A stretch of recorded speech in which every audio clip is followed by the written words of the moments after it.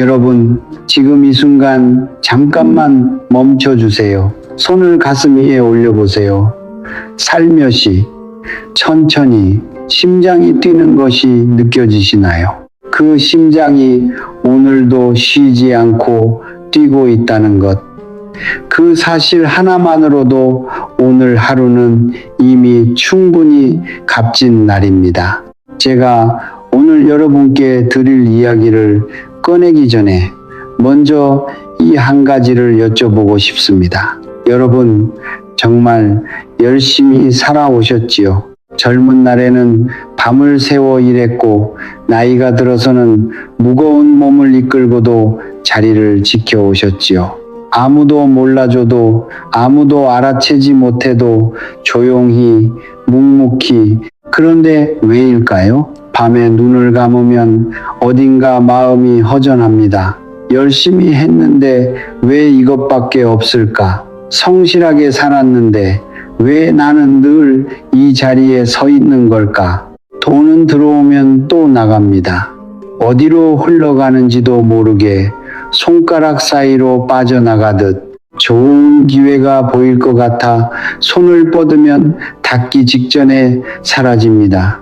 건강도 관계도 운도 아슬아슬하게 잡힐 것 같다가 또 스르르.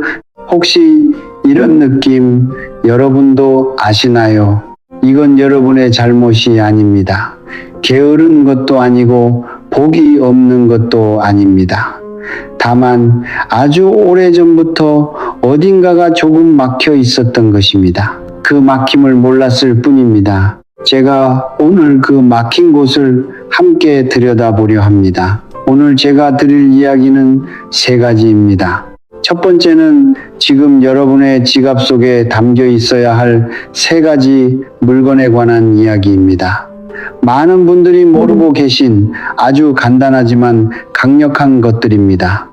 두 번째는 돈의 흐름을 조용히 끊어버리는 지갑 색깔에 관한 이야기입니다.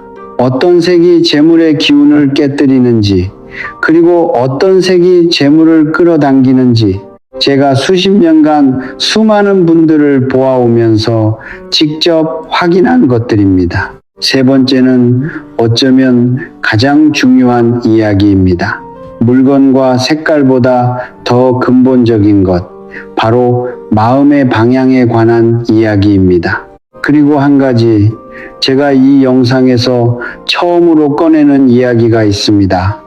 돈 한 푼 들지 않는 아주 작은 것 하나, 그것이 여러분 집안의 재물 흐름을 오늘부터 바꿀 수 있습니다.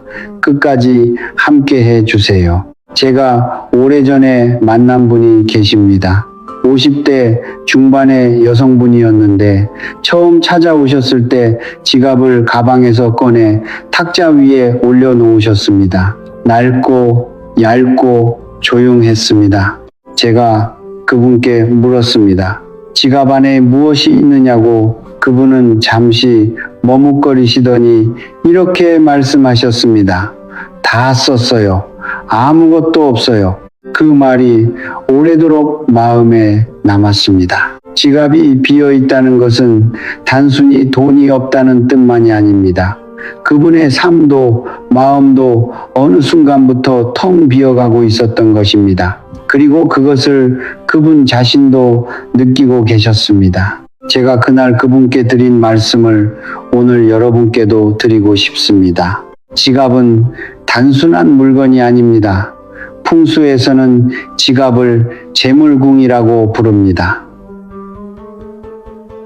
재물이 머무는 작은 궁궐, 여러분의 집보다, 여러분의 통장보다, 여러분과 가장 오래 함께하는 그 작은 공간이 바로 재물의 기운이 드나드는 문입니다.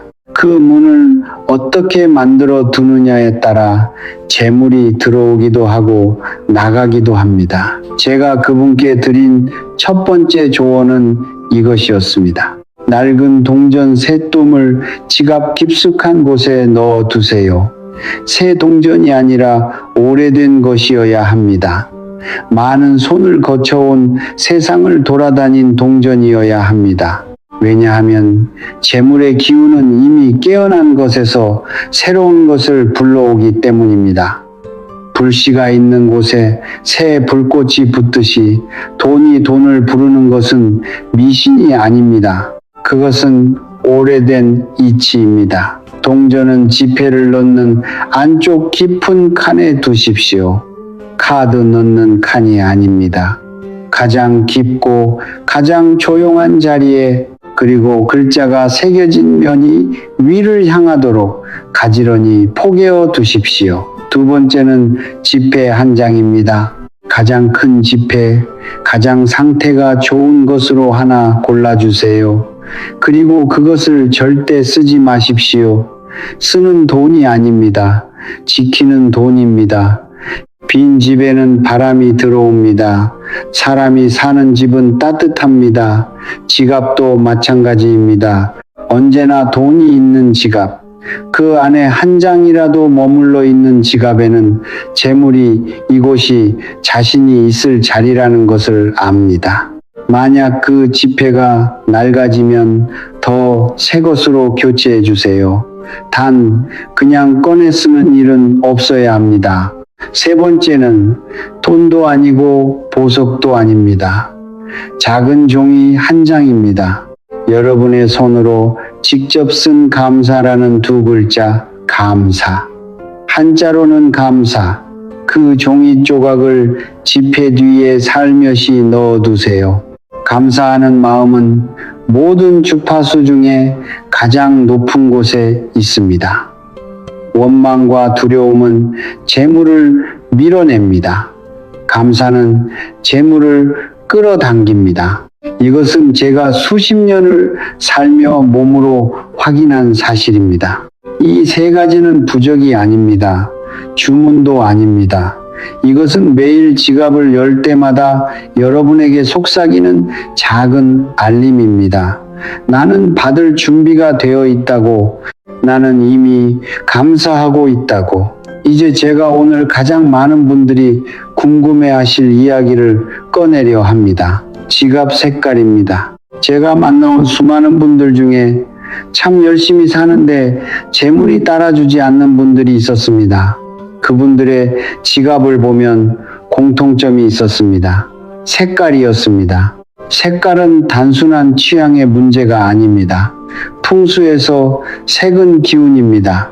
오행의 언어입니다. 어떤 색을 몸에 가까이 두느냐에 따라 그 색의 기운이 하루 종일 여러분을 감쌉니다.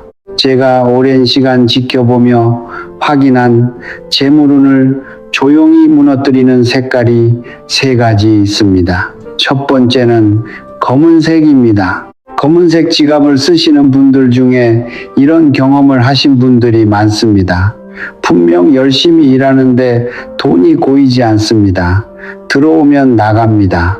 나가면 또 들어오고, 그렇게 제자리입니다. 풍수에서 검은색은 수기, 물의 기운입니다.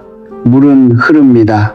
고이지 않고 낮은 곳을 찾아 흘러갑니다. 그 기운이 지갑 안에 가득 차 있으면 돈도 물처럼 흘러가 버립니다. 제가 아는 분 중에 7년을 한 직장에서 성실하게 일하신 분이 계셨습니다. 월급도 올랐고 사정이 나아졌는데 통장에는 늘 같은 숫자가 찍혀 있었습니다. 그분의 지갑은 검은 가죽이었습니다. 작고 세련되고 흠잡을 데 없는 지갑이었지만 제가 말씀드렸습니다. 그 지갑이 매일 조용히 작은 구멍을 하나씩 열고 있다고. 그분은 지갑을 바꾸셨습니다. 그로부터 반년 후 처음으로 적금을 넣기 시작하셨다고 연락이 왔습니다. 두 번째는 강렬한 빨간색 또는 형광에 가까운 주황색입니다. 불의 기운이 지나치게 강한 색입니다. 화극금, 불이 쇠를 녹입니다. 재물의 기운은 금의 기운인데 그 금을 태워버리는 색이 바로 이 불의 색입니다. 빨간색 지갑을 쓰는 분들은 종종 큰 불꽃처럼 시작합니다. 사업도 열정적으로, 소비도 과감하게. 그런데 어느 순간 다 타버립니다.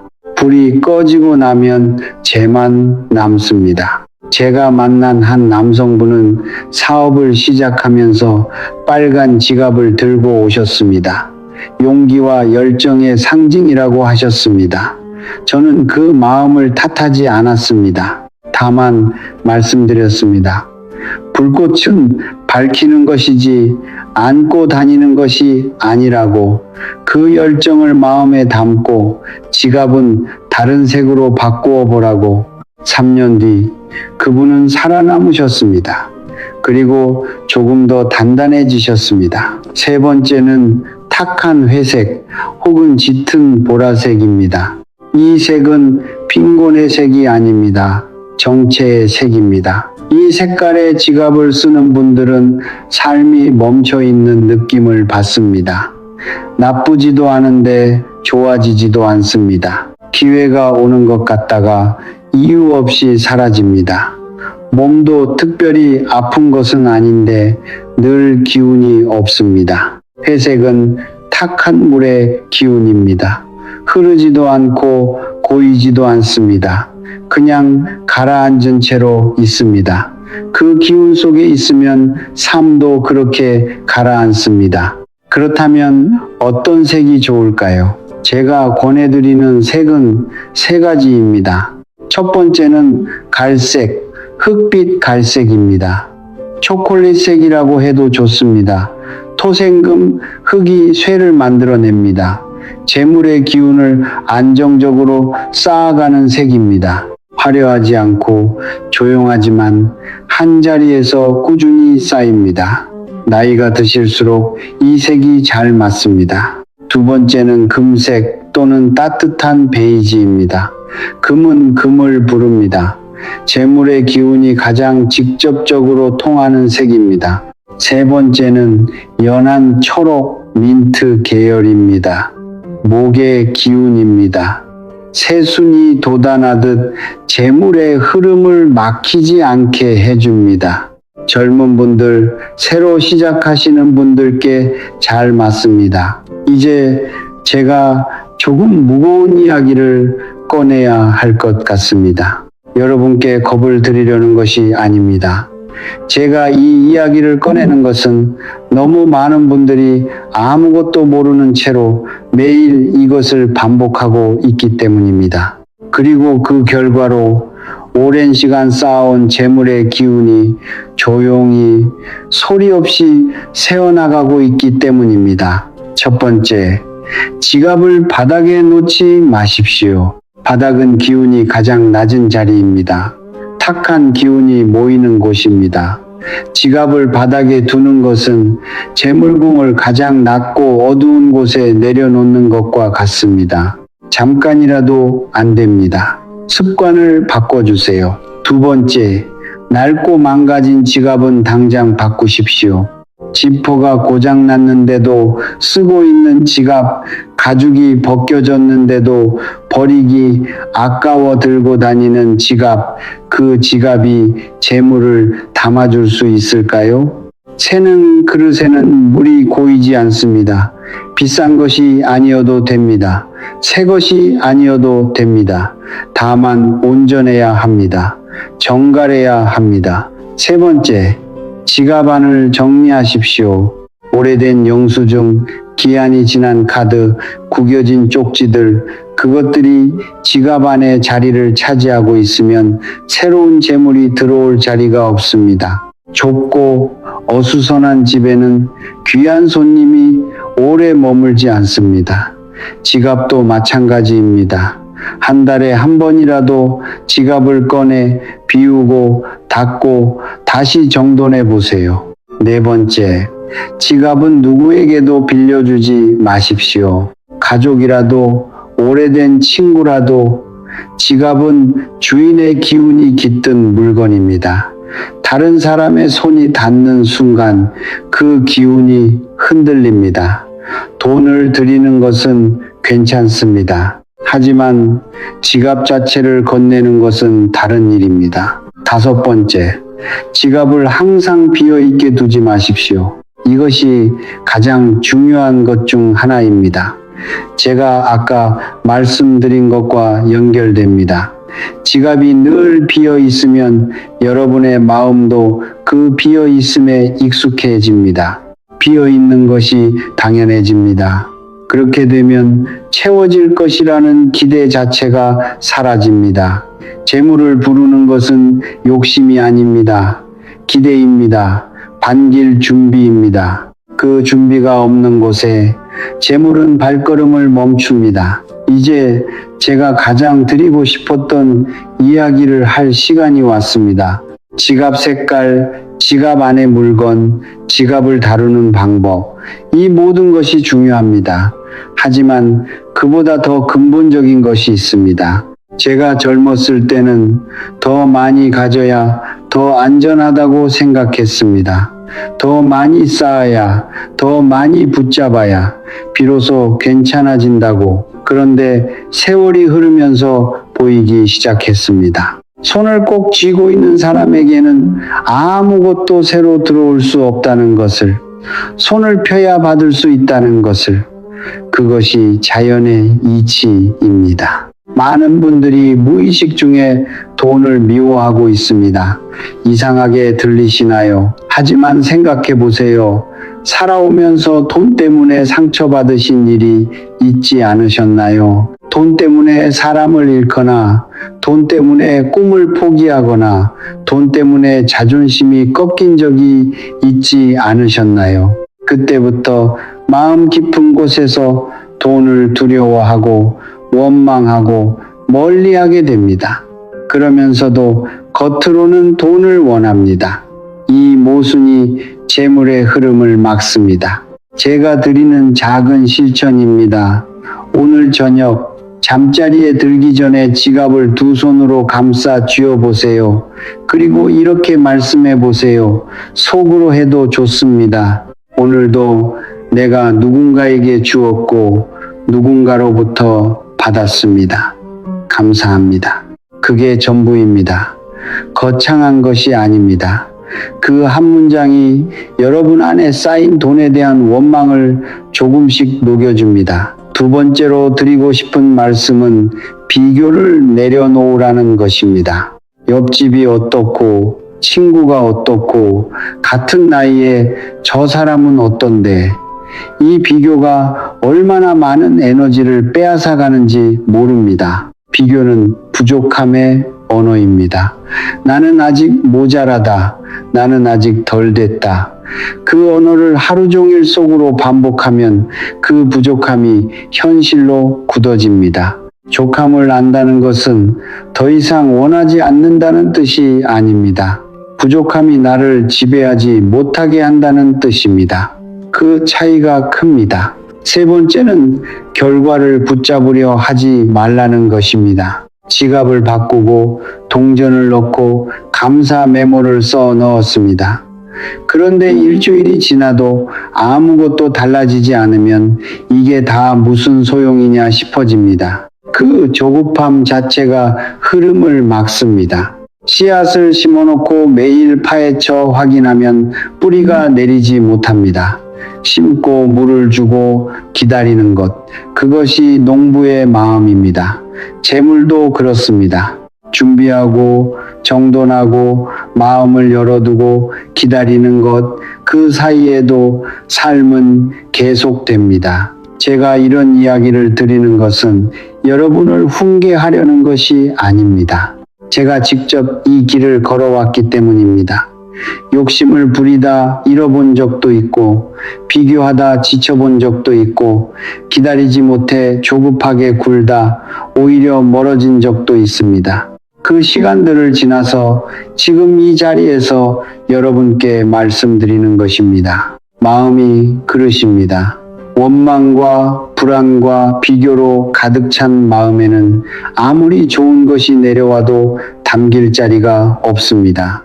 먼저 비워야 합니다. 비워야 채워집니다. 여러분, 오늘 제가 드린 이야기들 모두 기억하실 필요 없습니다. 딱 하나만 기억하셔도 됩니다. 내가 재물을 받을 준비가 되어 있는지 그것 하나입니다. 지갑의 색깔도 안에 담긴 물건도 그것을 대하는 방식도 결국 전부 그 한 가지로 통합니다.